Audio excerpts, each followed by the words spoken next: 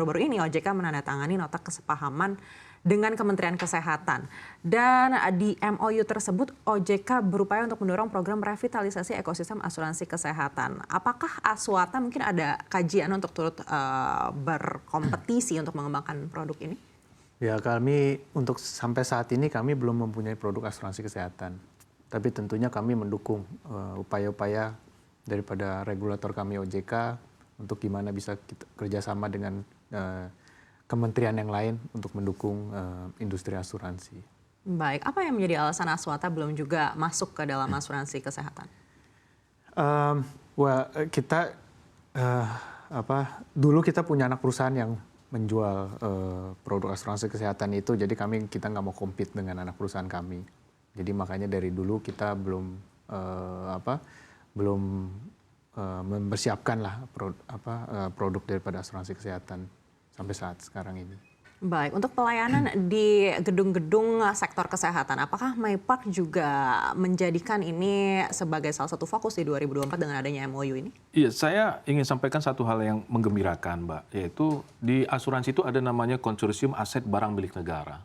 Seluruh industri perusahaan asuransi terlibat di dalam konsorsium ini. Dan saya bisa sampaikan bahwa Departemen Kesehatan itu adalah departemen atau kementerian yang nomor 2 terbesar berkontribusi di dalam program asuransi barang aset milik negara ini. Yang pertama tentu ya Kementerian Keuangan. Namun komposisi keduanya ini jauh di atas kementerian-kementerian badan yang lainnya. Jadi memang kesadaran di Kementerian Kesehatan untuk memproteksi aset-aset yang terkait dengan pelayanan masyarakat, rumah sakit, kantor-kantor dan seterusnya itu semakin lama semakin membaik. Jadi pertanyaan tadi apakah MyPark ada terlibat di dalam membangun ekosistem dengan memberikan proteksi terhadap aset-aset Kementerian Kesehatan? Iya, melalui konsorsium tersebut tadi. Baik, tapi apakah hanya di Kementerian Kesehatan? Bagaimana dengan sektor swasta sendiri? Apakah sudah mulai terlihat juga kesadaran akan pentingnya proteksi? Iya, ini tadi kita kan membicarakan konsorsium yang memang untuk aset barang milik negara. Nah, untuk yang private biasanya didekati secara komersial, Mbak. Bukan dalam bentuk konsorsium yang dimana seluruh perusahaan asuransi itu bergabung untuk memberikan proteksi bersama. Sedangkan untuk private biasanya individual, Wanatata, dan perusahaan-perusahaan lain meng-approach masing-masing tertanggung dalam bahasa asuransi untuk menerbitkan polis. Baik, tapi MyPark sendiri melihat seperti apa sih arah perkembangan untuk industri kesehatan terutama dengan adanya MOU ini dari segi asuransinya? Buat MyPark, karena kami itu kita reasuransi, Mbak, ya, dan kita memproteksi sampai saat ini adalah asetnya. Tentu kami sangat gembira karena karena ekosistem kesehatan adalah salah satu ekosistem yang paling masif secara cakupan, jangkauan dibandingkan dengan industri-industri yang lain. Dan apabila sektor ini awareness terhadap asuransi dan dalam MyPark asuransi bencana alam semakin baik, saya sangat yakin bahwa implikasinya terhadap premi asuransi dan akhirnya nanti premi reasuransinya pun akan semakin tinggi juga. Dan pada gilirannya karena MyPark khusus untuk bencana, maka peran MyPark pun akan semakin signifikan dalam memberikan proteksi. Baik, kita kembali ke Pak Christian Wanandi. Pak Christian, terkait dengan arahan OJK juga untuk pentingnya pengembangan bisnis, terutama juga untuk bisnis syariah. Seperti apa proyeksi Aswata ke depannya? Ya, kami memang mempunyai unit daripada Aswata Syariah. Cuman memang dari segi size memang kita belum besar. Ya, tapi kita tentunya udah mungkin hampir 10 tahun lah kita menjalankan produk dengan izin syariah kita. Tapi untuk kedepannya memang ya kita dengan adanya undang-undang kebijakan untuk spin-off, kelihatannya kita nggak akan spin-off, kita akan mentransfer lah portfolio kita kepada perusahaan yang udah spin-off. Baik, apa yang menjadi latar belakang Aswata akan melepaskan unit usaha syariah ini? Ya, dari pengalaman kami dan dari hasil daripada research kami dengan market yang kita kerjasama, yang kita hadapin, kelihatannya ekonomi of scale-nya kita belum mencapai. Jadi karena dengan mendirikan asuransi sendiri dengan spin-off itu tentunya memerlukan tim yang baru, semuanya yang lebih komprehensif ya. Jadi kami melihat kelihatannya ekonomi of scale-nya nggak mencukupi, makanya kami memutuskan tidak akan spin-off asuransi syariah kita. Baik, tapi apakah hingga saat ini sudah bertemu dengan calon pembeli dari unit usaha syariah itu sendiri? Ya, kita sudah berbincang-bincang, kita sudah berdiskusi dengan beberapa teman-teman lah yang sudah spin off maupun yang akan spin off di industri perasuransian. Baik, mungkin boleh dibocorkan sedikit Pak, kira-kira siapa nih yang mungkin menjadi calon-calon kandidat? Ya, kami ya mungkin Mbak Anneke tahu lah, kita juga ada anak perusahaan kami, kita ada saham ya anak perusahaan, dan mereka sudah mempunyai unit syariah yang cukup besar dan mereka juga akan spin off. Ya keputusannya ya pasti akan ke sana lah, ke membantu anak perusahaan kami sendiri. Baik, kita beralih lagi ke Pak Kocu. Pak Kocu, kalau Anda memandang upaya OJK untuk pengembangan bisnis reasuransi syariah hingga saat ini seperti apa? Sangat kuat ya dukungan dari regulator untuk mengembangkan, karena asuransi reasuransi kan sebuah ekosistem, Mbak. Nggak mungkin asuransi syariahnya berkembang tanpa ada backup reasuransi yang memadai, karena semuanya harus dipastikan comply dengan aspek syariahnya, termasuk sisi reasuransinya. Dan dukungan dari regulator itu sangat kuat terkait dan belait tentang spin-off, batas waktu itu adalah ketegasan yang memang diperlukan oleh industri.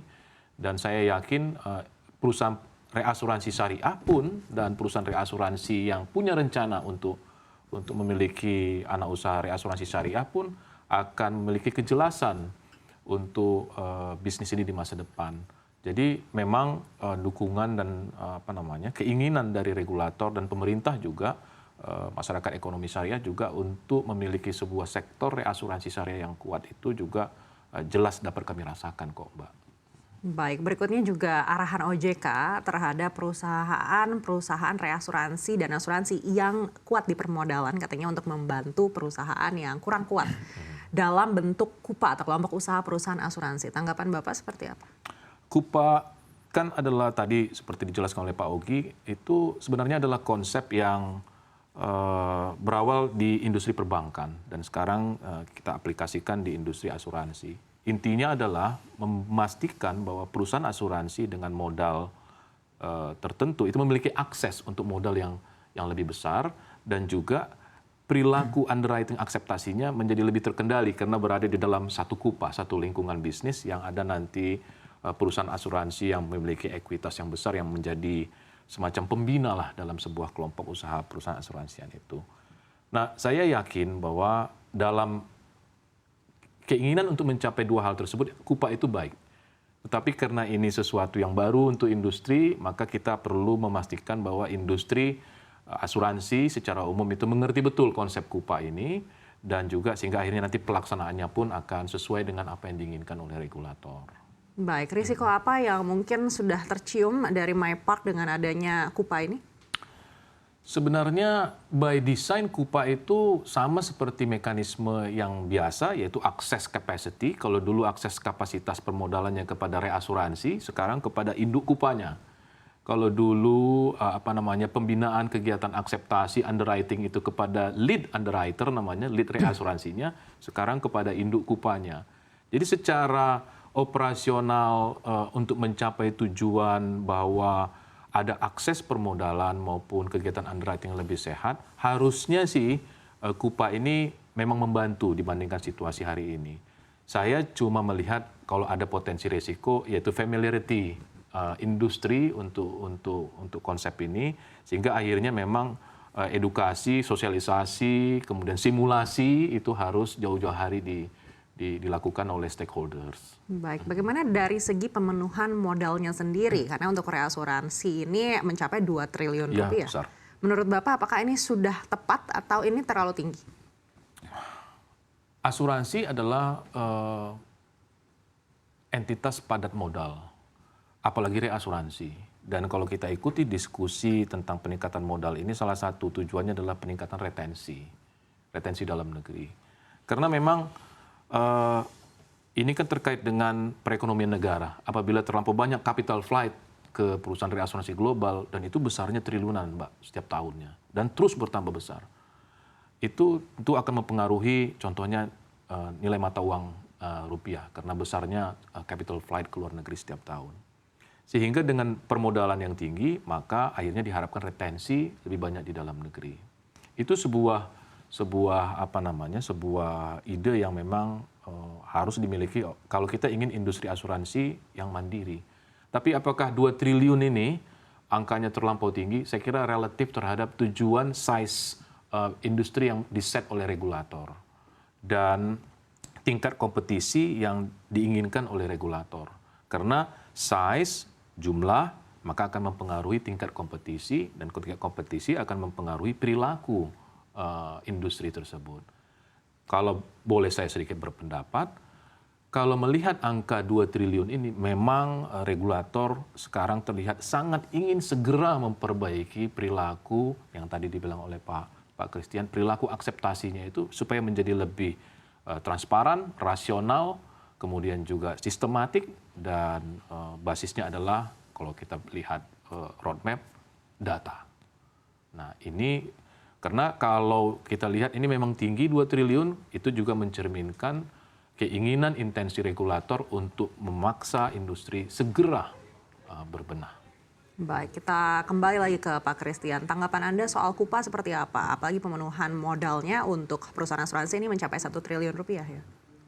Ya kalau untuk KUPA sih saya rasa ya, tapi saya setuju lah dengan apa yang Pak Kocu pendapat. Ya memang kita kalau ditanyakan sebagai induk, memang tentunya masih mempelajari sebenarnya hak dan tanggung jawabnya sebagai induk itu apa. Terus ya bisa dibilang benefitnya itu apa. Ya karena kita juga nggak tahu, kami kalau baca sekilas dari peraturannya kan kita harus bertanggung jawab. Nah tentunya dari bertanggung jawab ini kan tugas yang berat ya sebagai induk.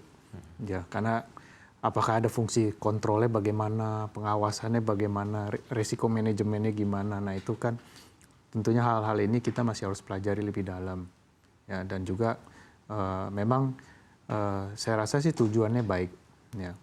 Tapi itu mungkin kalau saya berpendapat mungkin ini lebih cocok memang konsep begini kepada mungkin perusahaan BUMN yang mempunyai banyak anak perusahaan, yang mungkin punya market yang niche market asuransi, yang niche market kecil, jadi dia bisa menginduk kepada perusahaan BUMN yang besar atau perusahaan konglomerasi yang juga mempunyai beberapa anak perusahaan. Jadi itu bisa menginduk kepada perusahaan yang besarnya. Mungkin konsep ini ya saya merasa itu lebih cocok ke sana daripada KUPA. Baik, Anda menilai dengan adanya konsep KUPA ini arah kompetisi di industri asuransi ke depannya akan seperti apa? Saya rasa sih yang merubah ini mungkin bukan dari KUPA-nya, mungkin dari segi permodalannya ya. Itu yang mungkin tadi Pak Kocu juga sudah sampaikan ya, pasti akan merubah semua perilaku industri asuransi dengan tujuan yang pastinya yang regulator harapkan pasti yang lebih baik. Dan ya kita juga harus ya dewasa, dan ya mungkin orang juga agak sedikit lupa bahwa ya industri asuransi ini bukan industri yang main-main lagi. Bukan industri yang hanya perusahaan yang gampang dimiliki, gampang di-manage gitu. Karena kami ini benar-benar perusahaan yang mengelola resiko. Dan resikonya itu bisa triliunan. Kalau ada salah mengelola sedikit, itu pasti akan merugikan semua pihak. Gitu. Jadi pasti ini akan merubahlah perilaku daripada pemain asuransi dan juga ya semua stakeholder yang related ke industri asuransi. Baik.